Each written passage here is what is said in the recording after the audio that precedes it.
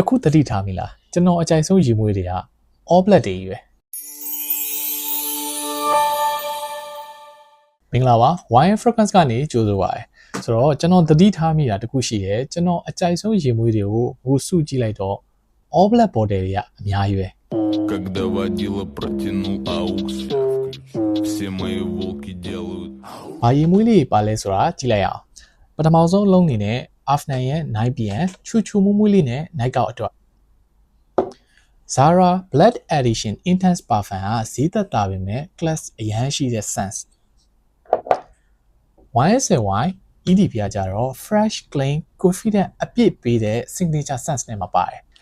luxury ဆိုတာဘာလဲလို့မေးရင်တော့ Blue Edition နဲ့ EDP ကိုပဲပြရမှာပဲဆိုတော့ Coach Format EDT ကနေ့စဉ်အသုံးပြုလို့ရတဲ့ clean ဖြစ်တဲ့ vibe ကိုပေးတယ်